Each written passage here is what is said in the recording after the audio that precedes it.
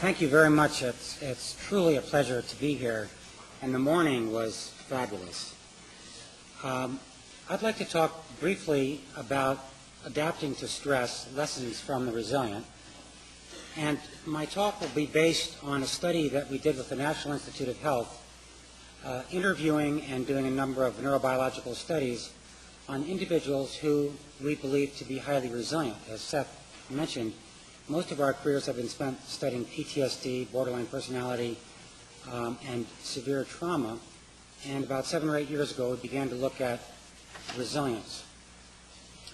We did long, in-depth interviews with a large number of former prisoners of war from Vietnam, special forces instructors, men and women who had been civilians who had been severely traumatized, but were functioning at a very high level.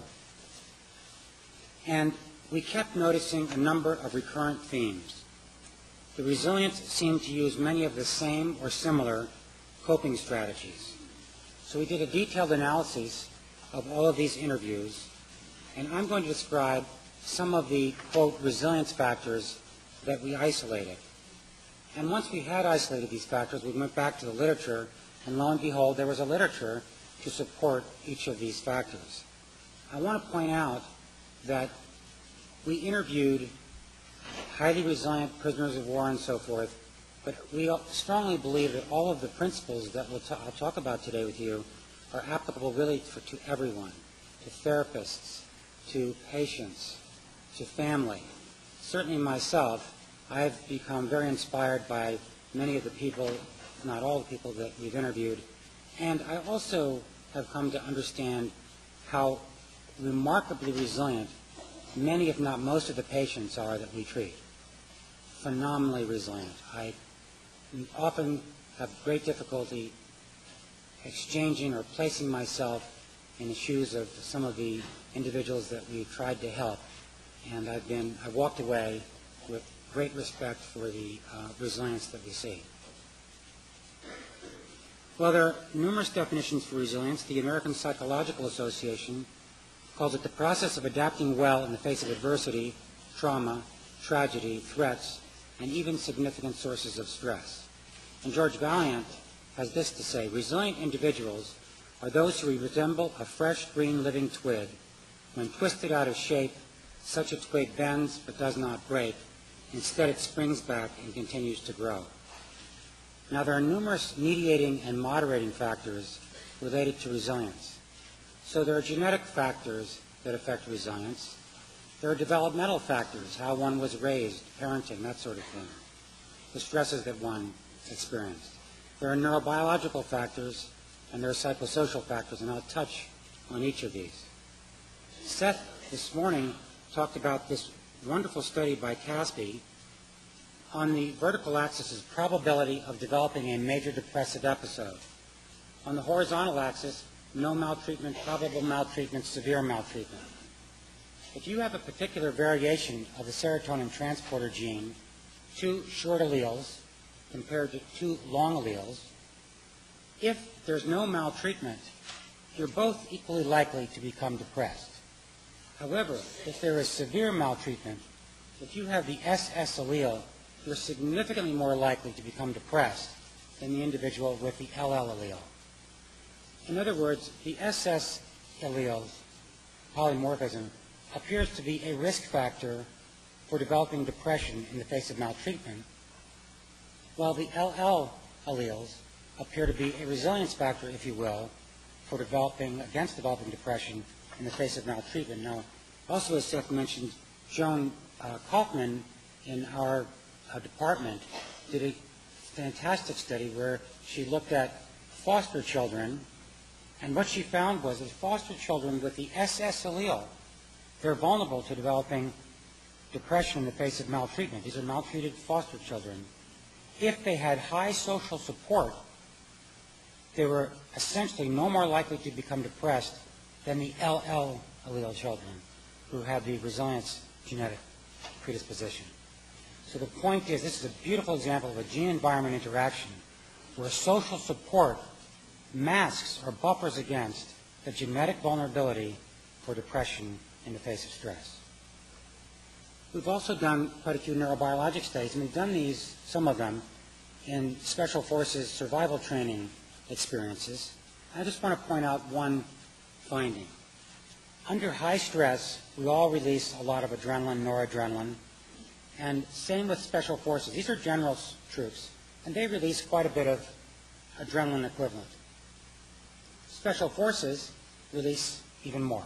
This is high stress.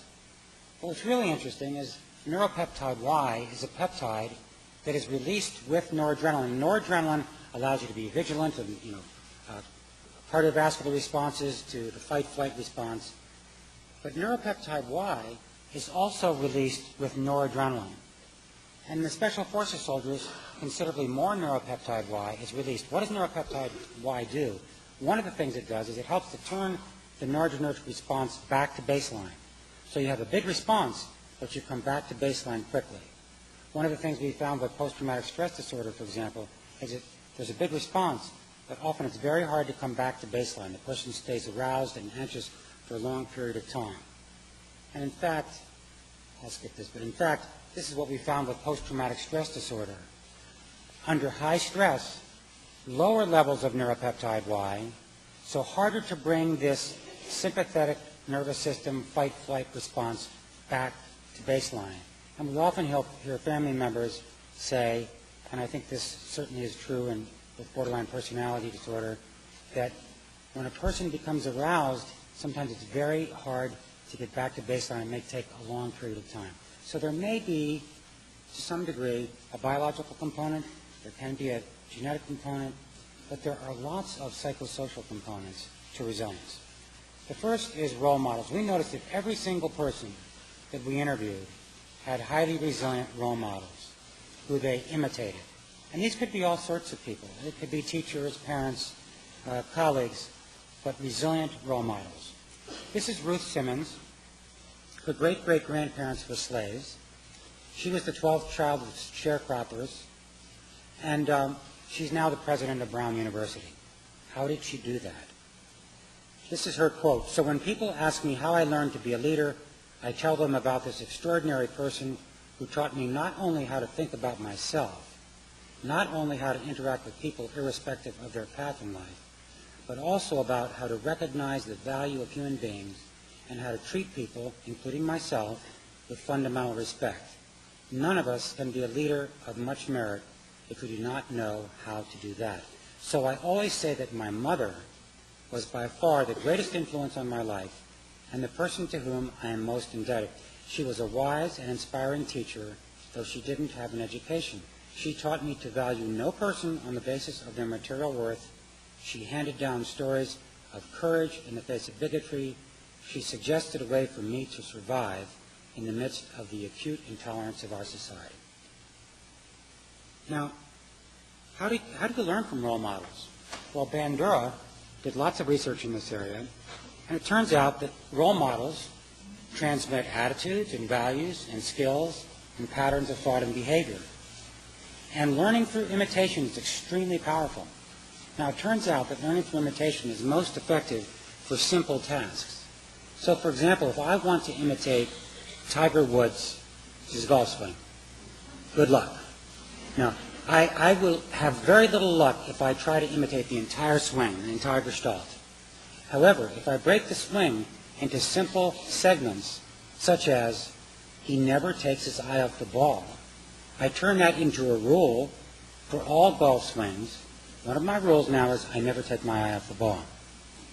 Similarly, with a resilient role model, I might notice that my resilient role model always reaches out for social support during times of high stress. They never do it alone. They always reach out. I now have a principle. Reach out for social support during times of stress. I have learned from my role model. We also noticed that nearly, if not all, of the resilient individuals we interviewed were optimistic. Not rose-colored optimism, but realistic optimism. And it turns out there's a huge literature on the association between optimism and health. Fewer psychiatric symptoms after exposure to stressful events, better self-reported physical health, reduced cardiovascular responses associated with exposure to violence, etc., etc. Optimism seems to be highly associated with health. But as I said, not rose-colored optimism. This is Admiral Stockdale, who is the chief officer at the Hanoi Hilton. He was the top-ranking soldier. At Hanoi Hilton, where the POWs were imprisoned. I think there was a lot of damage done by optimists. Other writers from other wars share that opinion. The problem is, some people believe that professional optimists are passing out and come unglued when their predictions don't work. Viktor Frankl and I agree that babbling optimists are the bane of existence to one under stress. But what about realistic optimists? Realistic optimists actually see as much of the negative. Realistic optimists actually see as much of the negative as pessimists. One of the differences between optimists and pessimists is their explanatory style. For example, suppose I flunk a test in calculus, which actually did happen to me in college. I got a 19 on my final exam. Now, actually, when I got this 19, I looked at it, I was kind of shocked. And you know how a 1 kind of it could look like a 7? You're not quite sure. So I went up to the professor afterward, and I said, "Excuse me, is this a 1 or a 7? And I will never forget his answer. He said, "It's a 1. Now, if I was a pessimist, which I wasn't completely a pessimist, but if I was a pessimist, I might say, "Oh my God, I am terrible in math. I'm terrible in all subjects. I'm a complete failure. I'll never get through college." So I would catastrophize and I would generalize. But being the optimist that I was, I thought, calculus, I never liked it anyway. Who needs math? And, I thought, well, I'm okay in the other subjects, and maybe I didn't study enough, whatever. But I contained it, and I tried not to catastrophize it. Now, what if you're not just genetically an optimist? Because there is a genetic component to optimism, like all character traits. And we all know genetic bubbly optimists who, no matter what happens, they're happy. It's kind of annoying sometimes, but they're very happy. But for those of us who aren't genetic optimists, we can learn to become more optimistic. And one of the ways is to insert positive thoughts. So Norman Vincent Peale was actually correct, the power of positive thinking. That does help. But even more powerful, according to many cognitive behavioral researchers, is learning to refute the negative. No, Steve, you're not an idiot. No, you prepared fine for the talk. People aren't going to walk away laughing and so forth. You learn to refute the negative because we all have it. We all have these knee-jerk responses, these criticisms and so forth.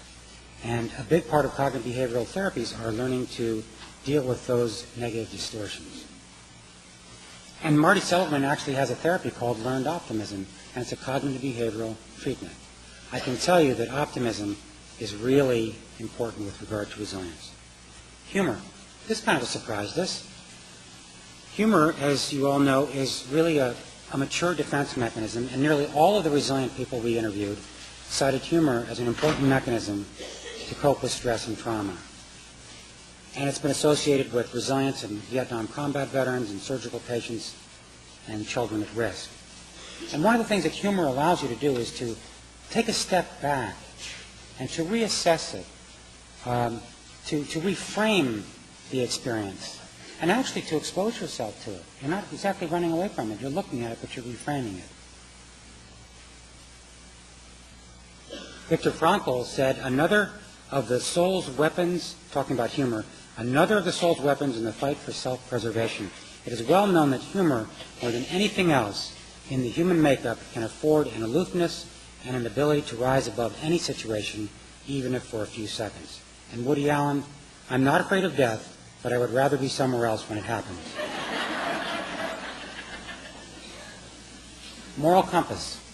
This turned out to be really important. Again, we were not expecting this. Admiral Stockdale, the commanding officer at the Hanoi Hilton, felt that this was by far the most important factor in his survival in solitary confinement for 4 years.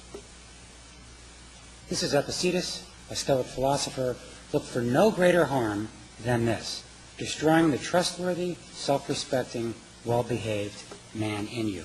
And here's Admiral Stockdale talking about integrity. You can't buy it or sell it. When supported with education, a person's integrity can give him something to rely on when his perspective seems to blur, when rules and principles seem to waver, and when he's faced with hard choices of right and wrong. It's something to keep him on the right track, something to keep him afloat when he's drowning.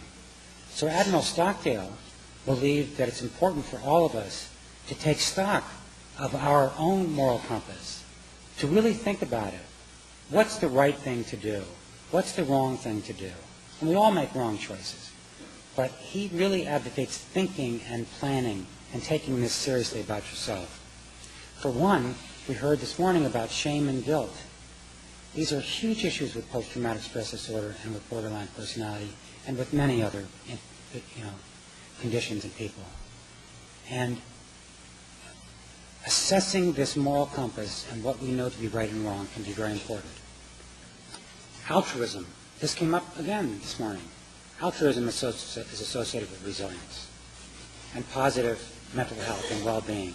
There's a term called required helpfulness coined by a gentleman named Rachman in World War II. And you notice that psychiatric patients who were required to help others in meaningful ways during the London bombings had a decrease in their symptoms during that period of time. There's also a term called reciprocal altruism. In ethology, the study of animal behavior, there are lots of species where if a particular animal shares its resources with other animals during times of plenty, during times of depletion, the other animals will share more with that animal that has previously shared. This may be genetic in terms of survival. It's also interesting in the brain imaging studies. When you study mutual cooperation, where the person in the brain scan has to be cooperating with the partner, mutual cooperation activates brain regions that are involved in the processing of reward, the dopamine nucleus accumbens reward system. So actually cooperating and altruism is rewarding to the brain. Religion and spirituality. Again, many of the individuals we interviewed, civilians, military, found that their religious backgrounds and spirituality were extremely important in terms of fostering their strength. Now, as mental health people, we tend to shy away from religion. After all, Freud, I believe, described religion as an obsessive defense, and neurologists will tell you that the seat of religion is the temporal lobe, because during temporal lobe epilepsy, religious phenomena are not uncommon. But to most of the people in the world, religion is extremely important. This is a quote from John McCain. To guard against such despair in our most dire moments, POWs would make supreme efforts to grasp our faith tightly, to profess it alone in the dark and hasten its revival. Once I was thrown into another cell after a long and difficult interrogation, I discovered scratched into one of the cell's walls the creed, I believe in God the Father Almighty. Well, there are lots of studies looking at religion and spirituality and resilience, or in the first case, longevity. That people who practice religion and spirituality tend to live longer. Fewer hospital days, fewer medical complications of a number of different conditions, less depression, and the use of religious coping strategies at the time of trauma is associated with lower subsequent distress. Now, it turns out when you look at these meta-analyses, one of the factors that explains a lot of the variance that accounts for much of this association between resilience and health is social support. It's going to religious services, being around people who have meaning and purpose, having role models that are idealistic and positive. It doesn't explain all of it, but it explains quite a bit. Over 70% of Americans, religion is a very important part of their life. Over 60% of Americans believe in angels. That includes my mother. 82% of Americans express interest in spiritual growth, etc. Well, how important is religion around the world? Very important.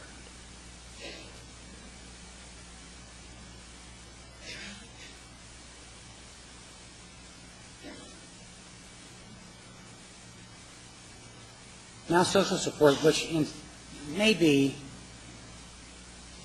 the, or certainly one of the most important factors. We found that resilient people don't go it alone. They always pull for and attract social support.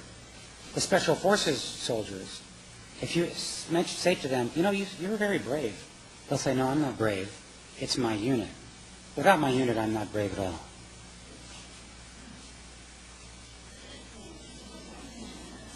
And there's lots of research to support this, a lot of research. Higher rates of PTSD in Vietnam veterans with poor social support. We all know that tragic story. Greater clinical depression in patients with cancer, cardiac illness, etc., if they have poor social support. In fact, after a cardiac event, there's a 3 to 5-fold increase in subsequent cardiac events after initial MI in people who have poor social support and are isolated. And Sapolsky has noted that life expectancy may be as strongly associated with poor social support as with obesity, cigarette smoking, hypertension, and level of physical activity. That is very powerful. And that's something that we can readily help our patients and ourselves with. Isolation and poor social support can be associated with increased atherosclerosis, compromised immune function, and exaggerated cardiovascular and stress hormone responses to laboratory stressors. I think we all know that if we're in a very stressful situation and we're by ourselves, we tend to have big physiologic responses. If we're with a good friend or some friends or a team, we tend to be physiologically calmer. And of course, the opposite is true of high social support, that there's a reduced physiologic reactivity, and it seems to be protective against a number of mental illnesses, or at least partially protective. And it reduces the risk of high-rate behaviors. And actually, when we're with other people, we tend to appraise threats as being less dangerous. So our appraisal is different. We also noticed, and the literature talks about this, that resilient people tend to cope actively by problem solving rather than passivity and waiting and so forth.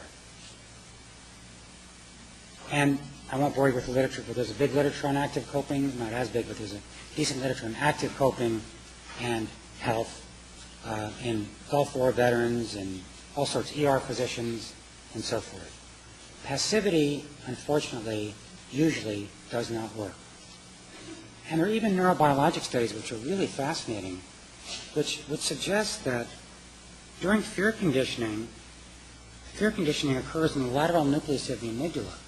And when I'm exposed to a fear stimulus, the information, flow of information might go from the lateral nucleus to the central nucleus, and then I have this fight-flight response, big fight-flight response. However, if rats, for example, are active and move to the next cage during a fear-conditioned session, the information may instead go to the basal nucleus and be expressed as motor activity, as walking and so forth, not this huge stress response. So it appears that activity might even change the flow of information in the fear centers in the brain. Now this is one I feel strongly about. This is signature strengths. Marty Seligman has described a number of signature strengths, 24, or strengths of character that have been described across nearly every religion and every cultural tradition over the last 3,000 years. And these are the 24. There's curiosity, there's love of learning, valor, bravery, fairness, leadership, gratitude, optimism. And if you are engaged, if any of us are engaged in activities, and we're using our signature strengths, we feel invigorated and excited. We feel like we're in the flow. And what does it mean to be in the flow? In the flow is when challenges perfectly mesh with abilities. I can really handle this. This feels right to me. I'm good at this. And if one is engaged in one's signature strengths, one tends to be more resilient. I can really do this. I want to give you an example. We interviewed a remarkable fireman, fire chief. We asked him, what's it like to fight a fire? Oh, I love it. Aren't you afraid? No, not at all. Matter of fact, when I fight a fire, a good fire, it's like pitching a no-hitter. I just love it. Highly resilient, unbelievable. But, as often happens if you stayed at a job long enough, he got promoted to be an administrator. And now he was no longer fighting fires. Now he was at a desk, computer, files, records. He was a wreck. He was anxious, depressed. He was no longer resilient.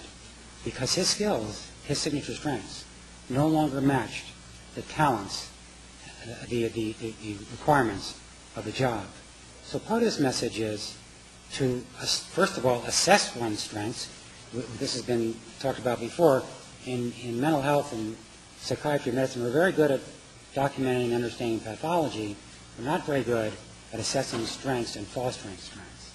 And this is, we should have a DSM of strengths as well, coding strengths, because this is critical. I think I'll read you this one little story. How much time do I have, Seth? 10 minutes? Okay, I'm going to read one quick story about my own experience with signature strengths. I did not go with my signature strengths. Let me explain. Because I went into a career of research. But listen to this. This is my first experience with research. I should have known. My first experience with research set the tone for a later career in science that has lasted for 25 years. As part of a college course in ethology, the study of animal behavior, I was required to complete a hands-on research project.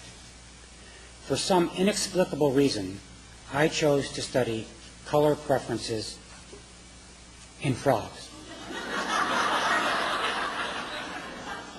The experiment involved testing the frequency with which frogs flicked their tongues at dead flies that I attached to a string that I dangled in front of them for hours. The independent variable was the color of the sheet of paper that was taped to the back wall of the testing chamber, a medium-sized fish tank. I hypothesized that frogs would display a greater number of tongue flicks when flies were dangled in front of a blue background as compared to an orange, red, or white background. The blue background, resembling the sky, most closely mimicked the frog's natural habitat during times of feeding. Unfortunately, despite 2 months of relentless testing, none of the frogs flicked their tongues at any of the flies, no matter which background color was used.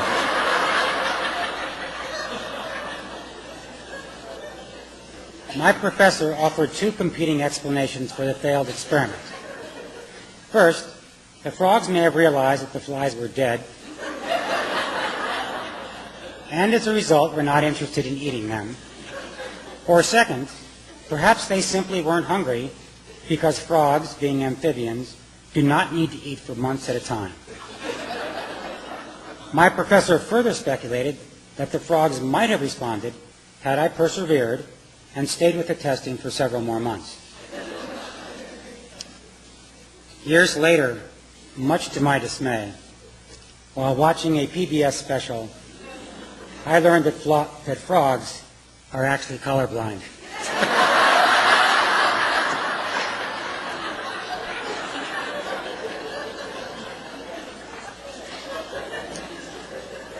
So I did not go with my signature strengths. Okay. Facing fear. This has come up a lot today as well. You have to face your fears. Avoidance doesn't work. Avoidance is at the heart of all of the anxiety disorders. Panic disorder, PTSD, generalized anxiety. Unfortunately, it doesn't work. Yes.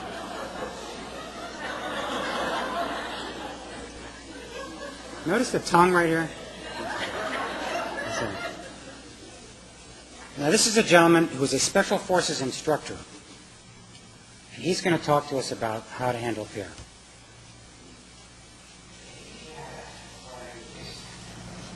Currently, so, kind of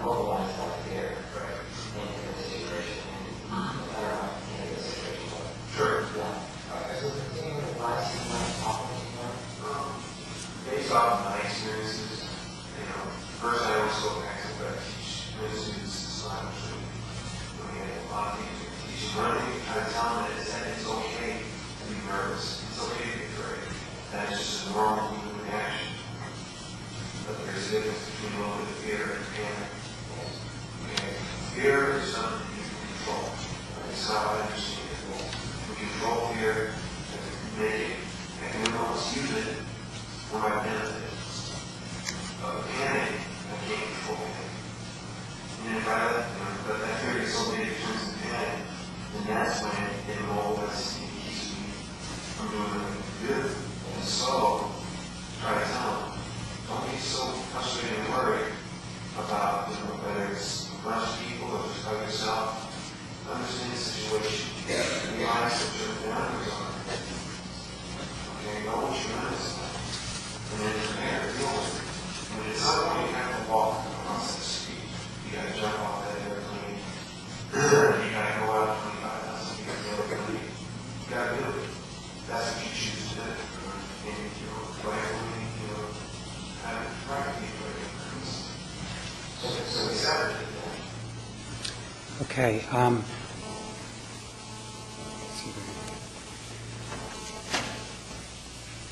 If you ask this gentleman how to face fear, first of all, he's saying that fear is okay. This is a natural thing. This is a reframing of the experience. Panic is not good. If you let fear go for long enough, you're going to get to a panic state. Fear is a warning, saying I need to do something, I need to assess the situation and so forth. And what he would say is you acquire information about what is feared. And then you learn the skills necessary to move through the fear, which is largely what's happening in various forms of treatment.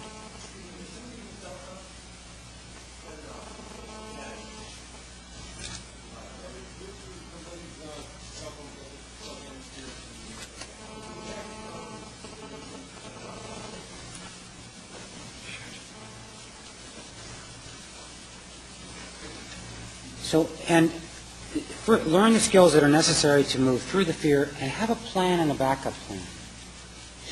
And practice those and confront fear with a colleague or a friend and have faith and get the job done. Fear is, we all avoid things that make us afraid. But in general, it doesn't work. And that's what prolonged exposure is about.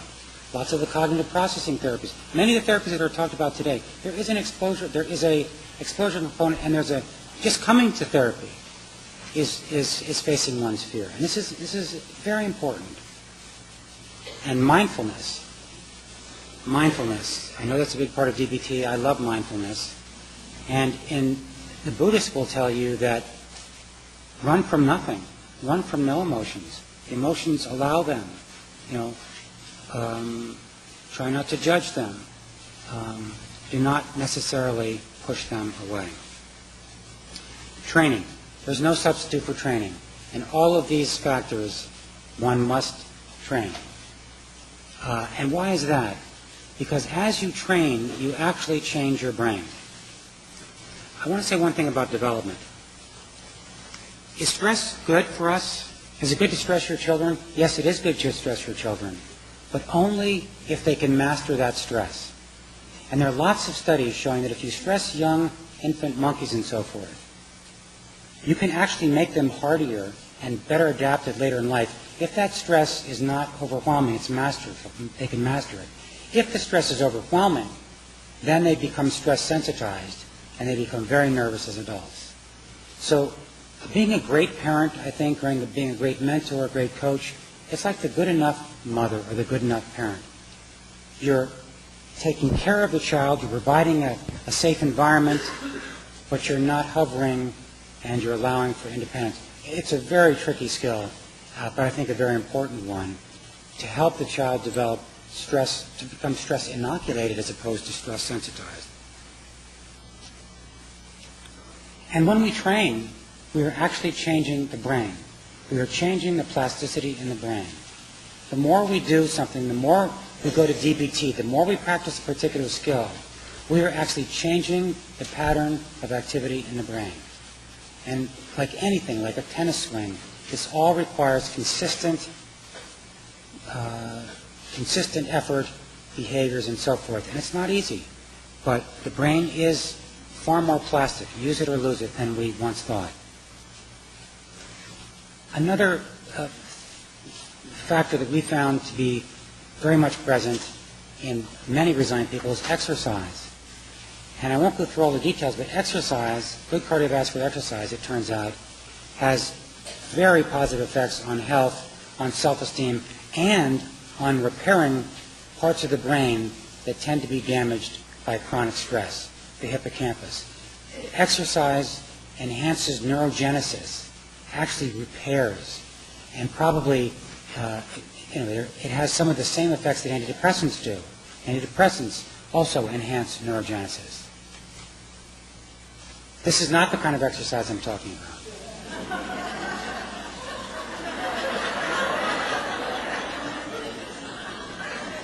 This is the kind of exercise I'm talking about. Or this. Whatever it is, it takes practice. It takes consistency. And finally, cognitive flexibility and post-traumatic growth. Well, the ability to cognitively appraise, reframe, or find positive meaning in adversity, redefining a crisis as a challenge or an opportunity. I've trained with in the Viktor Frankl logotherapy, and this is what logotherapists, they're masterful at finding opportunity in adversity. And it's real, they mean it. This slide says, on the plus side, you've cured my back pain. That's all So we want to look for the silver lining. Also acceptance. Very, very important. This is a quote from Eckhart Tolle. Accept, then act. Whatever the present moment contains, accept it as if you had chosen it. Always work with it, not against it. Make it your friend and ally, and not your enemy. Once the situation has been accepted, if it needs to be changed and you have the power to do so, then change it. But first accept it. I won't go into this, but there is such a thing as post-traumatic growth. We did a study with prisoners of war, and lots of them described greater appreciation of life, increasing personal strength, and so forth. So this is one of the things in therapy that I think is very important, to help patients see some of the positive aspects of the challenge. And the final is meaning and purpose, and it's been talked about a lot. Freud, men are strong as long as they stand for an idea. He who has a why can endure almost any how.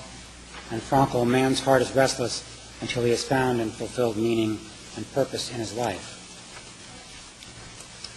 Of course, Viktor Frankl felt that there was a will to meaning, not just a libidinal drive and a drive for power, but a drive for meaning as well.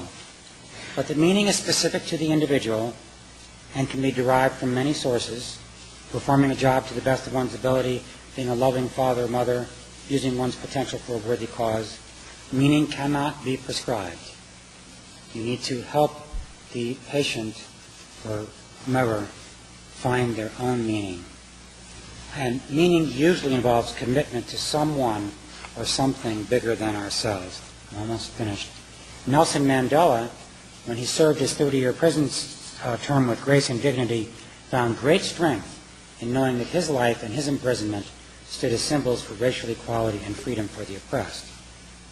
Marty Seligman, people want more than just to correct their weaknesses. They want lives imbued with meaning. They care about much more than just the relief of suffering. They care, sometimes desperately, about virtue, purpose, about integrity, and about meaning. The best therapists do not merely heal damage. They help people identify and build their strengths and virtues. And one of the most inspiring forms is what Judith Herman has described as the survivor mission. I'm going to read something from her book. Most survivors, trauma and recovery, most survivors seek the resolution of their traumatic experience within the confines of their personal lives. But a significant minority feel compelled to engage in a wider world.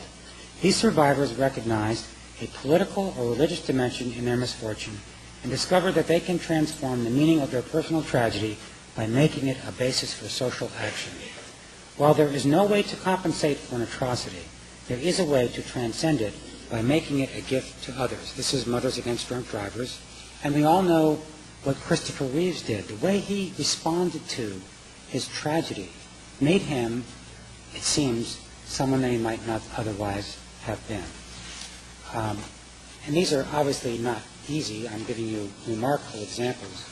But whatever degree we can focus on this helps. Elizabeth Lucas, a student of Viktor Frankl's, the forces of fate that bear down on man and threaten to break him also have the capacity to ennoble him. The meaning of fate lies in our response to it. This is Jerry White. As a student at Brown University, he was hiking in the Golan Heights in Israel, stepped on a landmine, lost his leg, very depressed for years, but years later founded the International Landmine Survivors Network. Here he is with Princess Diana. Here he is with two World War II veterans who lost limbs and a colleague, Ken Rutherford, who lost both limbs to a landmine. They won the Nobel Peace Prize. Just in summary, these are some of the themes that we kept seeing over and over: to imitate resilient role models, cultivate positive emotions, embrace humor, solidify moral compass, practice religion and spirituality if that comes naturally to you, seek and attract social support, foster signature strengths, actively cope with stress, face fears, train, cultivate cognitive flexibility, the ability to see opportunity in adversity if possible, acceptance, and extract meaning from trauma and life. You extract it, as Viktor Frankl would say. Now, if you look around, you can actually see resilience pretty much all around you. This is a 2-year-old of a colleague of mine who was 2 days post-open heart surgery, and when he awakened, the first thing he wanted to do was pull his sister's hair. As I said, you can find resilience everywhere. Before I stop, I wanted to say it was such a joy to listen to the talks this morning, because as I listened about the connections place, social support, meaning and purpose, active coping, training, volunteering, facing fear, Judith Herman talking about the nonviolent wheel, many of the things we've talked about here. Kara talking about meaning and transformation. Anyway, thank you.